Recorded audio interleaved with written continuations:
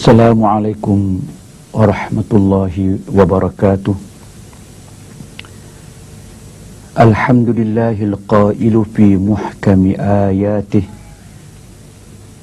Qad aflahal mu'minuna alladhina hum fi salatihim khashi'un. Wa qala ta'ala wasta'inu bis sabri was salah wa innaha lakabiratun illa 'alal khashi'in. Wa qala sallallahu alaihi wasallam li rajulin law khasha'a qalbu hadha la khasha'at jawarihu atau kama qala.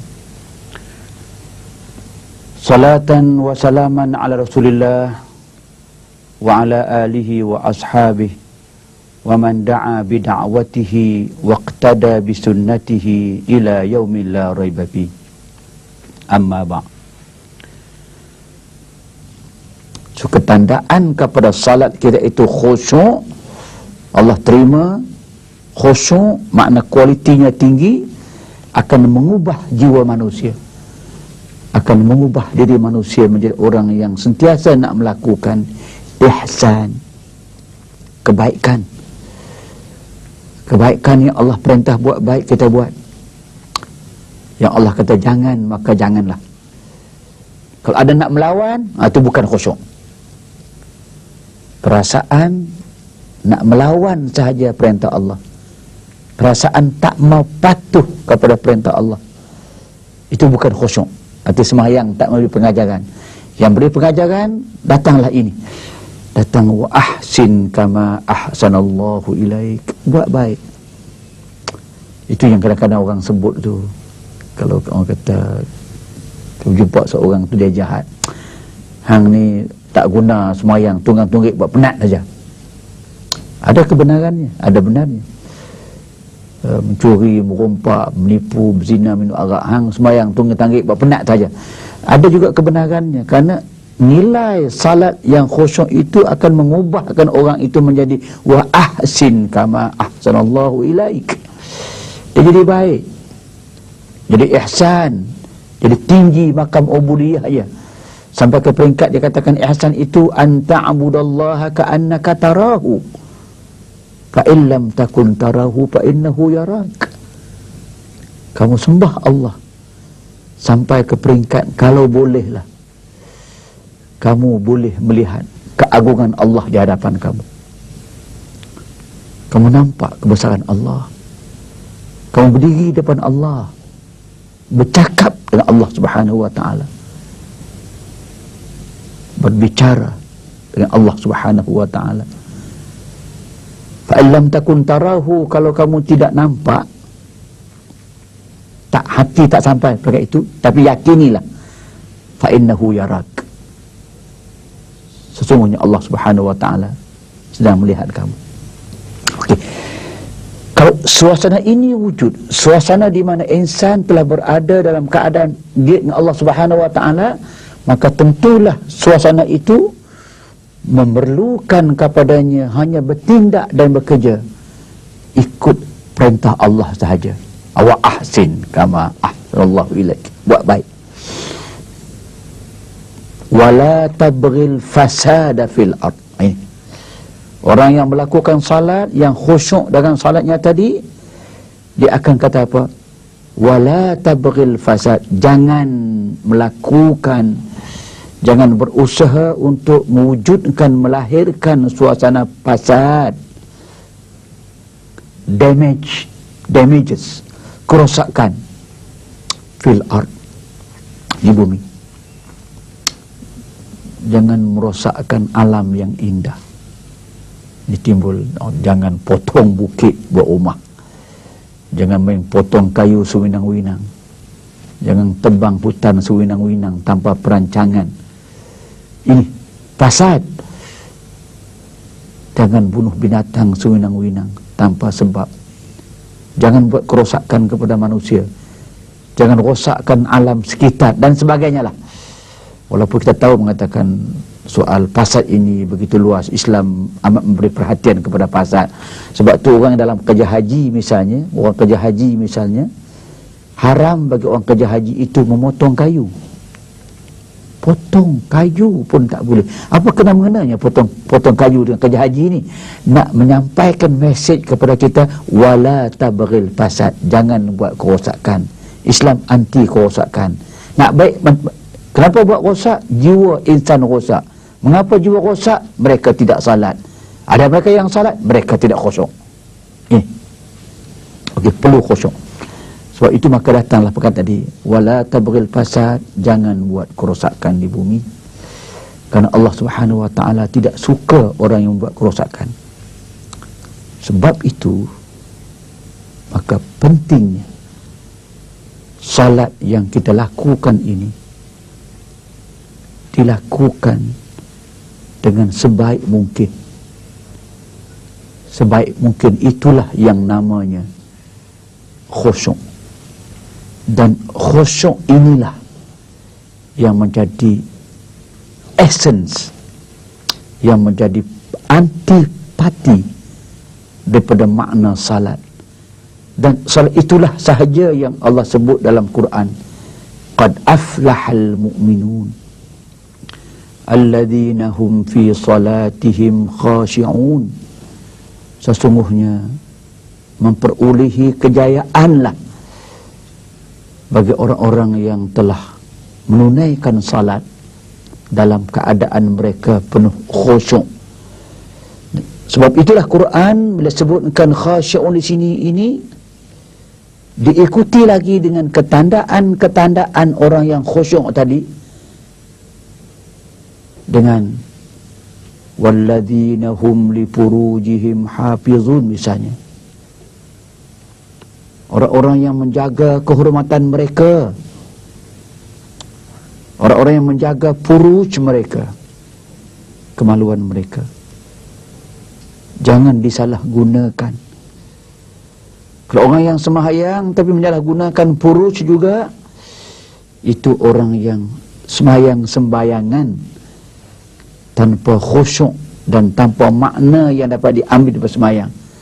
Yang di antaranya juga akan anil laghwi mu'aridun. Mereka itu tidak melakukan sesuatu yang lara, sesuatu yang tidak berfaedah, yang tidak berguna, mereka tidak buat. Datang lagi banyak lagi orang yang menunai janjinya, yang memberi amanah kepada mereka, mereka menjaga amanah mereka dengan baik. Orang yang menunaikan salat daimun, sentiasa buat dengan tidak cuak dan sebagainya.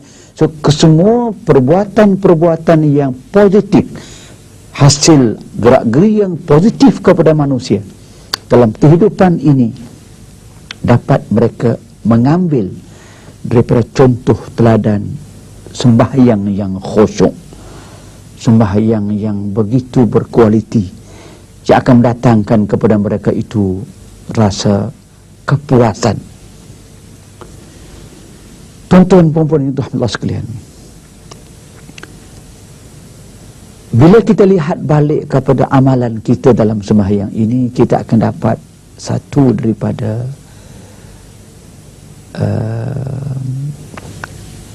tali pengukur, kayu ukur bagi sembahyang kita ini, sama ada dia khusyuk atau tidak, sama ada salat itu menjadi suatu pedoman kepada menjana kekuatan dirinya bagi menjadi orang yang mukmin atau tidak, ataupun sebaliknya menjadi orang yang munafik. Orang munafik ini orang mukmin, dia tak sedar dia munafik. Dia sembahyang, zakat, puasa, haji, tapi tak munafik. Allah beritahu kepada kita dalam konteks sembahyang yang dinamakan khusyuk ini, yang dikatakan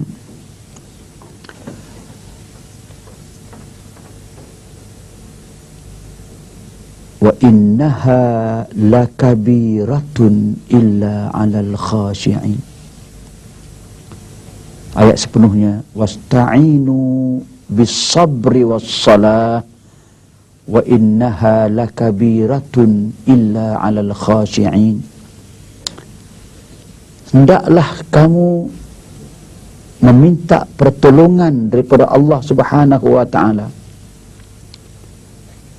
dalam apa sahaja yang kamu nak pohon daripada Allah Subhanahu wa ta'ala, pohon daripada Allah ta'ala, tapi bisabri wassalah, dengan ketekunan.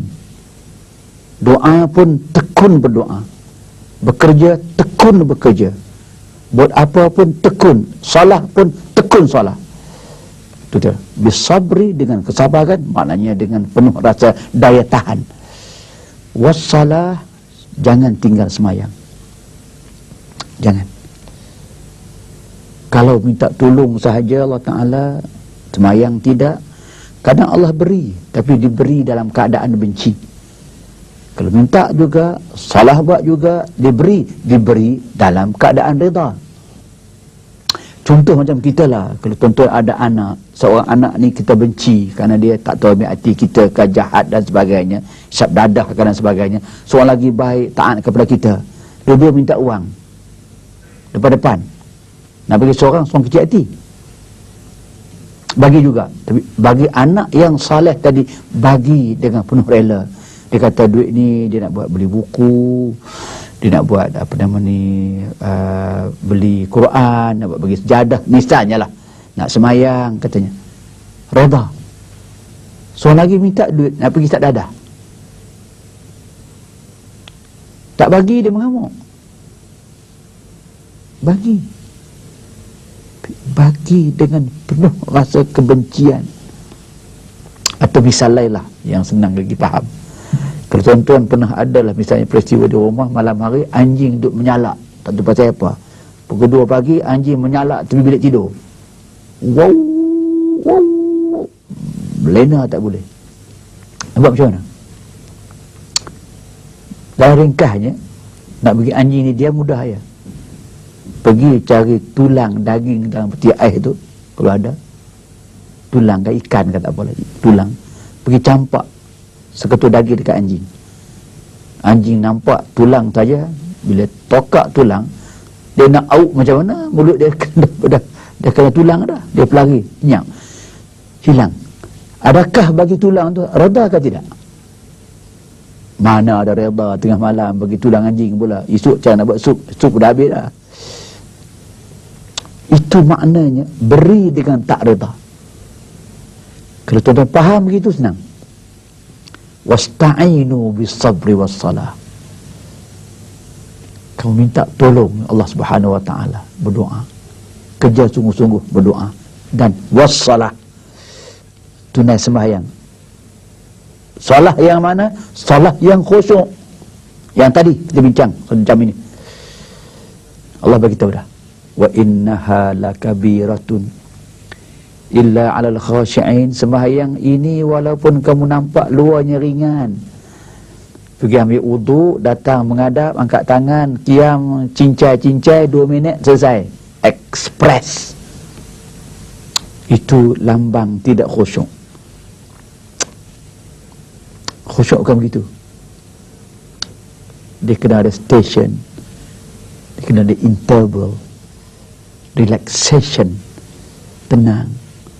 Okey, susah ditunaikan susah, sukar ditunaikan salat itu, kata Allah, dia la kabirah, memang berat kerjanya, melainkan orang-orang yang khusyuk semayangnya. Datanglah sekarang soalan yang sedang kita jawab. Semayang saya, semayang anda sekarang ini, adakah salat yang anda dapat kategorikan dalam kategori senang saya bangun semayang subuh, 5:30 sudah bangun dan prepare untuk semayang, pergi ke surau, pergi ke masjid dengan penuh rasa kerelaan.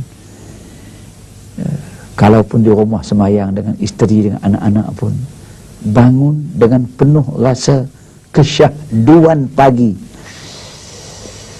seronok. Bila semayang pula pagi, contoh sajalah nak bincang khusyuk ini, bila semayang pula pagi itu dengan Allahu Akbar tadi ini, terasa kita sudah masuk, sudah keluar daripada alam yang bermasalah kepada alam yang tidak bermasalah. kita bangun daripada hidup yang banyak problem hidup kepada alam tak bermasalah, alam kita menghadap Allah Subhanahu Wa Taala. Allahu Akbar. Bolehkah tidak kita merasakan salat kita pada waktu-waktu sekarang ini ditunaikan dengan rasa cukup tenang, tak ada gusar gulana dan tak ada gopoh gapah dan tak adalah rasanya kalau semayang lama sikit pun tak berasa nak mengamuk. Tapi kalau duk main semayang subuh pun duk baca qul huwallah juga, zuhur pun qul huwallah, asar pun qul huwallah, maghrib qul huwallah. Rasa-rasanya seolah-olahnya semayang beban kepada kita nak habis cepat dia. Macam torture pula, macam kita kena torture depan bos kita, kalau boleh sudahlah aku nak keluar ni, aku menyampah dah. Tapi kalau duduk depan kekasih, orang boleh duduk sepanjang malam tu bercengkerama dengan kekasih sepanjang malam, tak terasa. Bun jantan, bun tina jatuh semua dah, tak sedar. Tapi kalau duduk depan bapa yang sedang bapa marah dekat anak, bapa sedang bagi lecture dengan kita dengan anak, guru besar lecture dengan kita something wrong, bos kita pagi kita lecture kita, marah kita ke satu benda yang silap, baru 2 minit lecture rasa 2 bulan dah, punya teruk macam 2 bulan. Itu kalau itulah analogi saya, tuan-tuan faham sekarang. Masuk sembahyang, qiyam kita, adakah kita kata torture atau rasa kenikmatan? Kalau rasa torture, rasa susah, rasa penat, rasa nak habis, maknanya khusyuk ini masih boleh dipertikaikan? Belum. Sebab itu kita lihat contoh macam ni khusyuk sembahyang. Tuan-tuan, puan-puan sekalian, satu hari ada suatu sembahyang yang disembahyangkan Rasulullah SAW, yang sempat ataupun yang kebetulan ketika itu yang ikut di belakangnya hanya Abdullah ibn Mas'ud. Sembahyang malam lah. Nabi start baca Fatihah macam biasa, bonti. Itu dia tak khusyuk juga, sembahyang biasa lah, sembahyang biasa boleh sembahyang waktu biasa baca Fatihah, kita baca satu ayat daripada Bismillahirrahmanirrahim, Alhamdulillahi Rabbil Alamin, Ar-Rahmanir-Rahim sampai akhir, satu. Tapi dalam salat tarawih misalnya 20, boleh diharuskan baca wasal. Wasal itu macam Alhamdulillahi Rabbil Alamin, Ar-Rahmanir-Rahim, Maliki Yaumiddin, wasal boleh. Okey. So Nabi baca Fatihah cara bonti. Lepas itu dia baca surah yang mula dengan Alif Lam Mim, surah Al-Baqarah. Itu Mas'ud ikut baca panjang sampai Mas'ud kata, ini cerita ni, ni budak ni budak Ibn Mas'ud ni. Dia ketika dia budak lagi, Allah Ibn Mas'ud dia menjangkalah, dia kata ni semayang budak-budak ni. Nabi nak berhenti tunduk semayang bila sampai pertengahan Al-Baqarah. Baqarah 280 ayat lebih, di tengah tu mana 140 lah. Dia jangka, dia kata bila Nabi sampai kepada 150 ayat lebih kurang begitu, Nabi akan tunduk rukuk. Sampai situ Nabi teruskan. Kalau teruskan, dia kata tentu Nabi akan berhenti pada akhir Baqarah. Akhir Baqarah 289, dekat dengan 300 ayat lah. Sampai akhir Baqarah tak tunduk rupanya. Dia sambung dengan Ali Imran. Aku jangka pertengahan Ala Imran sampai pertengah tak tunduk lagi. Mungkin dia pakai 2 surah lah dengan Ali Imran. Akhir Ala Imran tak berhenti lagi. Tu dah 320 ayat tu. Sambung lagi dengan An-Nisa. Makna dia habis An-Nisa baru rukuk. Satu waktu, satu rakaat Nabi pernah semayang khusyuk, boleh berdiri, boleh baca ayat sampai hampir dengan 500 ayat. Subhanallah. Kita baca, inna a'tainakal kautsar fasholli rabbika wanhar inna syani'aka huwal abtar. 3 ayat. Yang tu pun bila habis semayang tak sempat-sempat nak berdoa dah, kerana bahasa macam masa panjang sangat dah. Okey. Ini yang saya nak mengajak balik kita nilai pada hari ini. Ini mungkin kerana puncanya, kerana kita ini belum sampai kepada makam khusyuk yang sebenar. Bila khusyuk, datang keindahan, datang kesenukan dalam hati kita, dalam hati manusia. Kesenukan yang bermakna bukan macam sonok permainan, bukan sonok makan. Sebab sonok ini ada banyak jenis seronok. Main golf pun sonok bagi orang yang sonok lah. Kalau orang yang tiap tahu main golf tu, dia nampak apa sonok, pukul buah jauh-jauh, ikut pukul pula, ikut pukul pula, ikut pukul pula. Jadi orang ikut bola dia bukan untuk pukul, tapi kau sonok, dia yang tahu. Orang main bola kata sonok apa, susah. Tapi tak, orang yang tengok pun sonok cara tengok. Orang yang main, sonok cara main. Tapi takkan sama orang yang sonok main dengan sonok tengok. Tapi yang nama sonok. Makan juga sonok. Tapi sonok makan tak macam sonok minum. Setengah orang kata, sonok tidur lah. Tidur sonok macam mana? Tapi tak, semua ada sonok. Maka keseronokan inilah yang saya nak sebutkan, ada Allah beri dalam solat. Sembahyang ada keseronokannya. Inilah yang Nabi sebut, wa ju'ilat qurratu aini fis salah. Dan Allah telah jadikan keseronokanku itu pada mendirikan salat. Jadi salat dibayangkan sebagai qurratul ain, cahaya mata. Cahaya mata melambangkan kepada maknanya keseronokan. Kita boleh bayangkanlah macam kalau kita, orang telah ada anak, yang belum ada anak, tiba-tiba ada anak.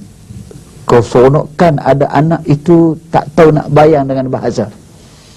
Dan bila anak sudah besar, dah berkahwin, dapat cucu pula. So keseronokan dalam masa dapat cucu ini, satu keseronokan yang tak tahu nak kata apa. Mereka sekarang kita boleh kata seronoklah ada cucu ni, seronok. Okey, yang sama juga kahwin, seronok macam mana tak tahu, tapi seronok. Nabi kata wa ju'ilat qurratu aini fis salah. Allah jadikan kepadaku sembahyang itu menjadi cahaya mataku. Ini yang nak kita cari hari ini. Kita nak cari sampai sembahyang ini menjadi suatu keseronokan, suatu yang bahasa sekarang hobi. Kalau ada orang kata apa hobi saudara? Hobi saya sembahyang. Masya Allah. Ini apa hobi saudara? Dengar muzik. Itu hobi. Apa hobi saudara? Main golf. Apa hobi saudara? Mancing. Apa hobi saudara? Kadang itu mengendap orang. La haula wala quwwata illa billah. Hobi menatang apa ni? Tapi tak. Yang jarang berlaku kepada apa hobi saudara? Puasa. Masya Allah. Apa hobi saudara? Sembahyang. Nabi ni hobinya sembahyang. Sahabat hobinya sembahyang. Tabi'in hobinya sembahyang. Itulah maka tak heran yang Allah sebut dalam Quran, innaka taqumu adna min thuluthayil laili wa nisfahu wa thuluthah wa ta'ifatun minal ladzina ma'ak. Allah puji Nabi, puji orang dahulu kerana hobi mereka sembahyang. Dia kata apa? Innaka taqumu adna min thulutsayil lail. Innaka, sesungguhnya kamu wahai Rasul, kata Allah, wahai Nabi, wahai Muhammad, kamu telah mendirikan sembahyang malam sampai hampir 2/3 malam. Masya Allah. Orang boleh menunaikan sembahyang ini sampai 2/3 malam. Digunakan 2/3 malam itu untuk menunaikan salat. Wa thulutsahu, Allah beritahu. Kadang-kadang ditunaikan sulus, 1/3 salat.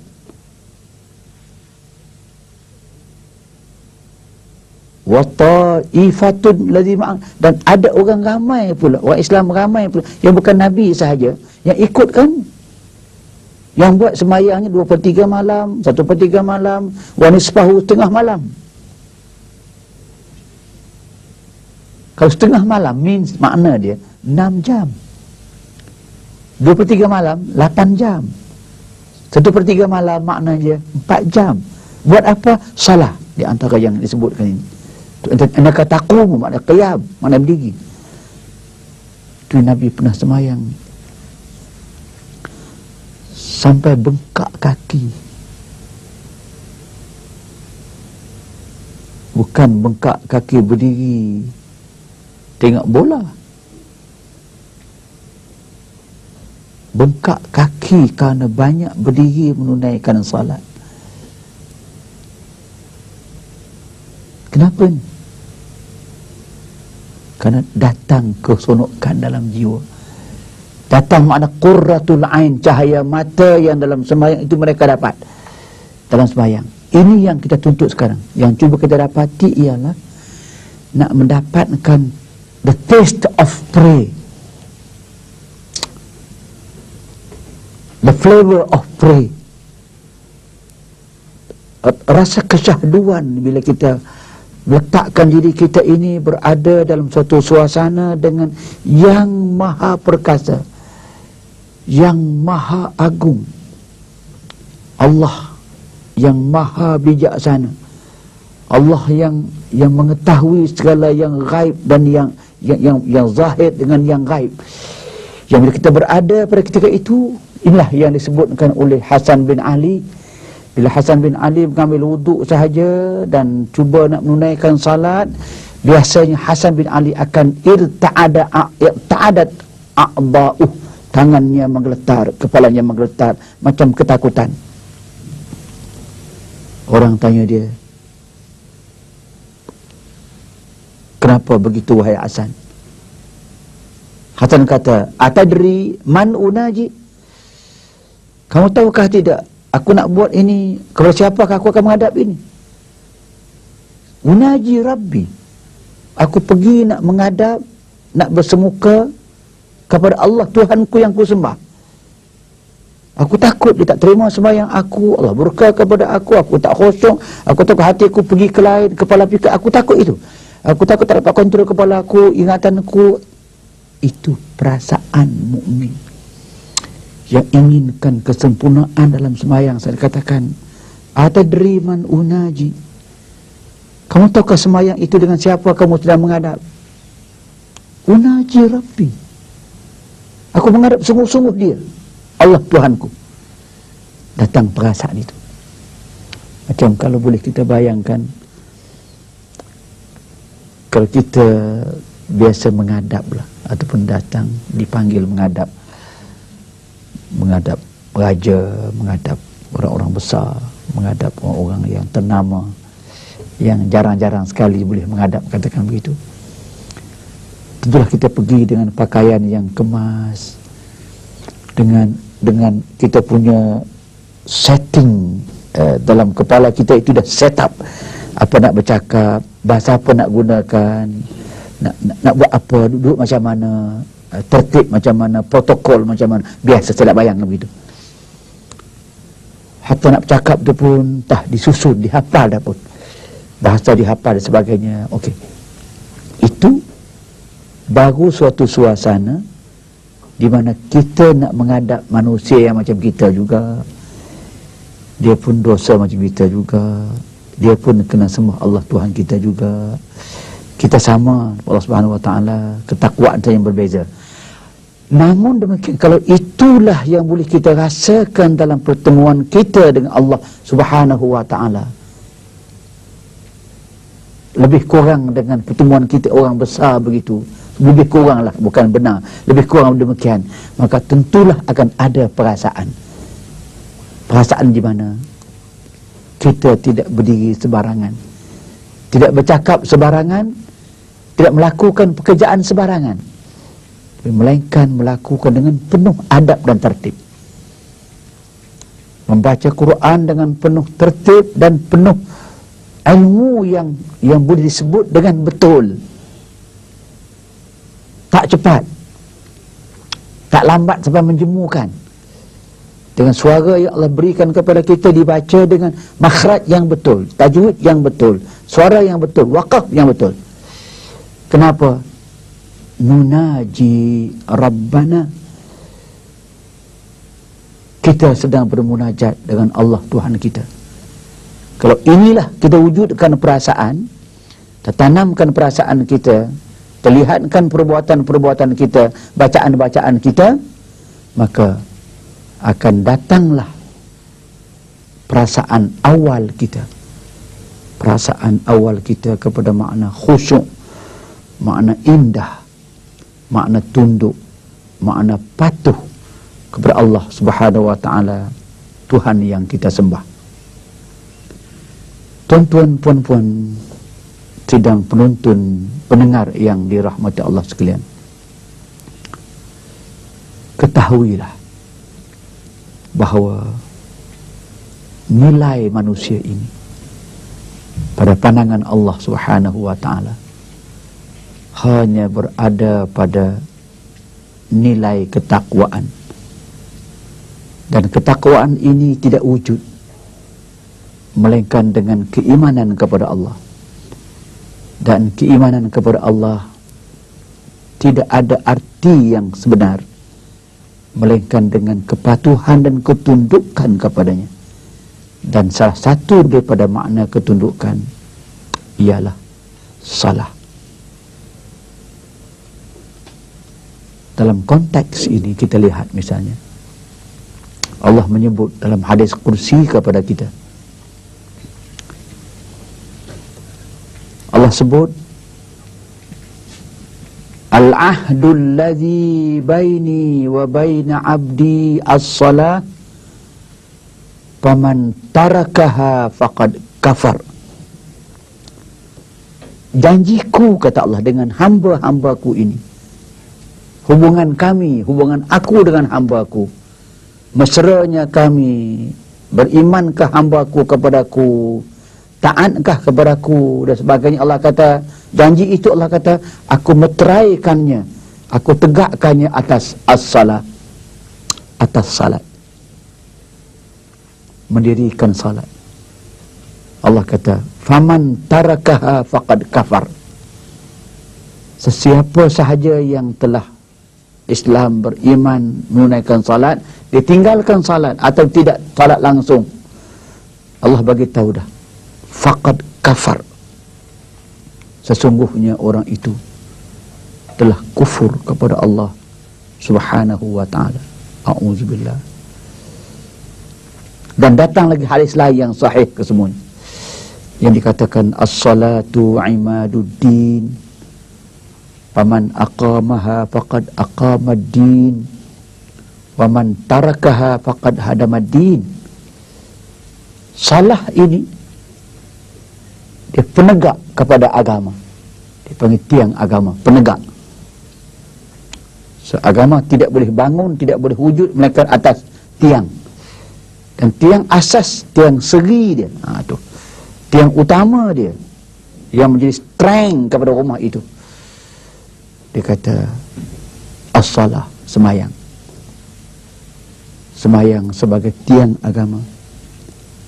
Faman aqamaha, sesiapa yang telah mendirikan, melaksanakan, menunaikan sembahyang ini, faqad aqamad-din, dia sudah menunaikan salat, menunaikan agamanya, menegakkan agamanya, mengukuhkan agamanya. Waman tarakaha, sesiapa yang meninggalkan salat, faqad hadamad din, sesungguhnya dia telah meruntuhkan agamanya. Runtuh agama. Maukah kita menjadi peruntuh agama kita? Kalau sekadar kita meruntuhkan dunia kita, meruntuh kehidupan kita, meruntuh bisnes, meruntuh apa saja dunia, tak sangat sehebat orang yang meruntuhkan agama dia. Kerana yang rubuh dunia boleh bina balik, yang rosak dunia boleh dibaiki balik. Tapi kalau rosak iman kita, rosak agama kita, dan mati pula dalam kerosakan iman itu, sembahyang tidak buat, mati dalam keadaan kufur itu, tak siapa dah yang boleh membela kita. Tak ada dah. Tak ada ruang dah yang boleh memperbaiki balik kita. Sebab itu dia katakan siapa yang menghilang ni, dia hilang segala-galanya. Sebab itu maka kita perbaiki balik tadi dengan mencari jalan supaya salat ini menjadi sebahagian daripada darah daging kita, menjadi sebahagian dari tuntutan hidup kita. Inilah nak melakukan kerja-kerja salat ini dengan penuh khusyuk, dengan penuh nilai dia, dengan penuh kualitinya, agar kita menjadikan orang yang aflaha, orang yang telah berjaya. Yang berjaya ini, yang al-falah ini biasanya tidak dirujukkan kepada falah di dunia sahaja. Falah yang kita kehendaki ini, kita falah di dunia, kita berjaya di dunia sebagai seorang mukmin, sebagai seorang muslim, sebagai seorang warga negara, sebagai muwatin, sebagai citizen yang berjaya dalam hidup kita ini dalam semua bidang. Tapi tidak cukup dengan dunia sahaja. Kita nak sangat kejayaan kita di akhirat. So, kejayaan mutlak kita di akhirat akan bergantung kepada berjayanya kita mendapat salah yang Allah Subhanahu wa taala terima sebagai as-salah al-maqbulah. Salah sembahyang yang Allah terima. Kita lihat balik kepada lapis yang kedua. Di mana kalau salat ini sekadar kita tunaikan dengan anggota zahir sahaja, bangun, angkat, tunduk, yang tidal, bangun, tunduk, sebagainya, kemudian hati kita di lain, dan tak terdidik hati ni, tidak terdidik hati kita menjadi hati yang benar-benar telah terikat, telah termeterai, telah tersalut dengan rasa musyarrabun bihub, rasa kecintaan kepada Allah Subhanahu wa taala. Rasa kecintaan ini hanya akan wujud kepada kita bila kita mulai bermesra, mulai berbaik-baik, berjinak-jinak kata orang, mulai daripada perkenalan, daripada kemesraan, daripada mengenali, mengetahui rahsia hati dan sebagainya, akhirnya akan datang kemesraan dengan manusia. Demikian kisah kita dengan Allah Tuhan kita, dan salat yang khusyuk yang kita dirikan. Dengan Allah pun tidak kita kenal. Boleh sebut Allahu Akbar dalam sembahyang, tapi jika tidak terbayang dalam kita ini siapa Allah itu, keadaannya macam mana, kebesarannya sebesar mana, kehebatannya sehebat mana, pengetahuannya sebanyak mana, seluas mana, kudratnya, kuasanya itu ada limitkah tidak? So, kalau itu telah kita pelajari, arti kita mulai mengenali. Bila kita mengenali Allah ini, yang kita bacakan Bismillahirrahmanirrahim, dengan nama Allah Tuhan yang pemurah, Tuhan yang maha mengasihani, kita tahu kata Allah ini memang dia kasihan kat kita. Dia buat alam kepada kita, dikatakan huwallazi khalaqal arda zalula famshu fi manakibihi wa kulu min rizqih. Dialah yang telah menjadikan bumi ini kepada kamu zalulan, dalam keadaan dia senang kamu pakai dia. Dia taat, zalu, dia menjadi makhluk yang sentiasa on your service. Tenang dia. Tamshu fi manakibi. Berjalanlah kamu pada lorong-lorong, pada jalan-jalannya, pada dadanya. Wa kulu min rizqih. Ditaburkan rezeki kepada kita, makan rezeki yang ada. Ini dialah yang telah memberikan kepada kita kemanusiaan manusia, insaniyatul insan, perasaan indah, cantik, seronok, sedap, perasaan bahagia, perasaan puas, beri anggota yang cukup begini, bagi rupa zahir yang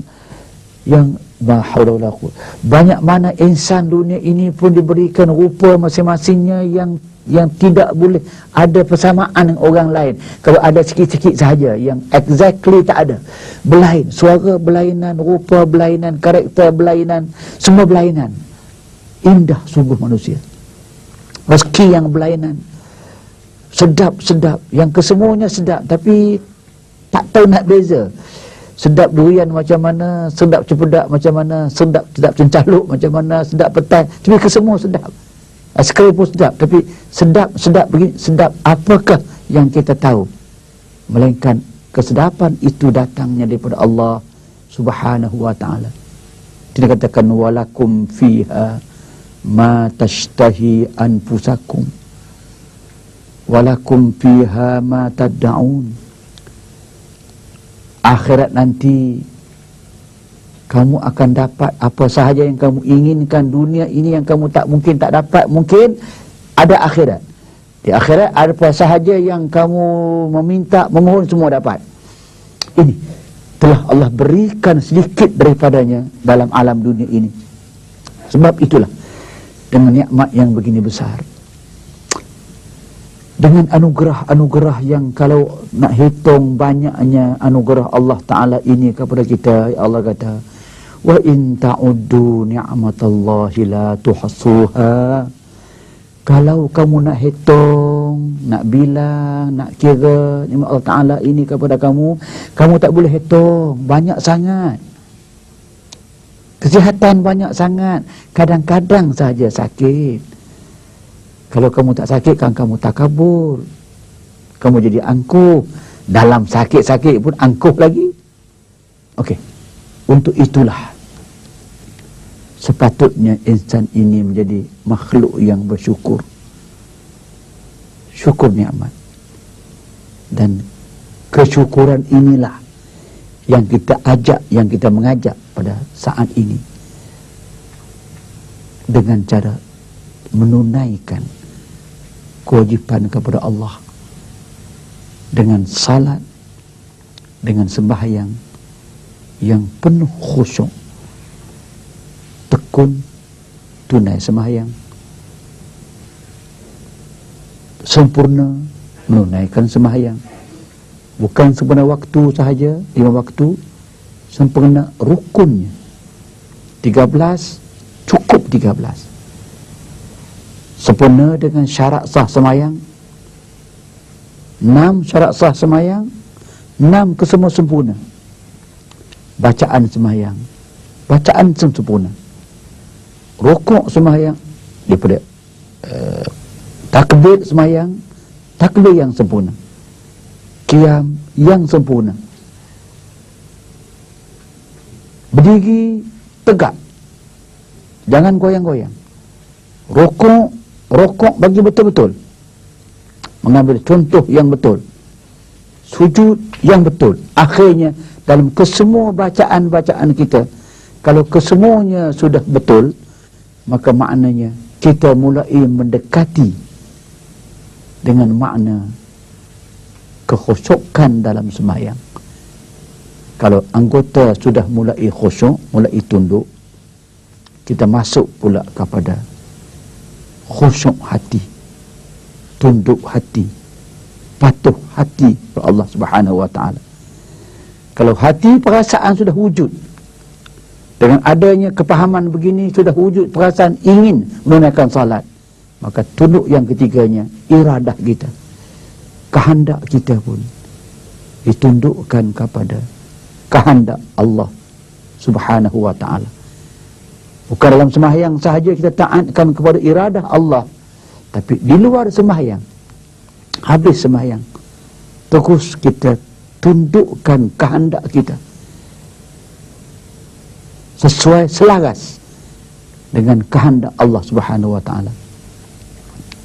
Oleh itulah, untuk sampai kepada tahap ini, maka perlulah kita mengetahui lagi apa makna salat, apa tujuan salat, motif salat ini apa makna gerak-gerik dalam sembahyang ini, apa makna bacaan-bacaan dalam sembahyang ini, apa ada akses dalam at-tahiyyatul mubarakatul salawat, apa guna sembahyang ini kita sampai yang kita asyhadu an la ilaha illallah, mengapa angkat ini, ke semua terkandung dalam makna pengertian-pengertian yang sebenar pada salat, yang tuan-tuan puan-puan boleh ikuti lagi selepas kita ini dengan pengertian-pengertian yang lebih terperinci dalam pada pengertian. Itulah terkandungnya makna kepahaman kita yang sebenar kepada kekhusyukan dalam menunaikan sembahyang. Semoga kita akan berjumpa lagi pada siri yang akan datang. Semoga pengertian yang sementara ini membuka hati kita, keinginan kita, minat kita untuk menunaikan salah, untuk minat menunaikan salah dengan lebih tekun, lebih sabar, dan lebih memberi arti dalam hidup kita. Sekian dahulu untuk kali ini. Kepada Allah kita pohonkan hidayah. Wassalamualaikum warahmatullahi wabarakatuh.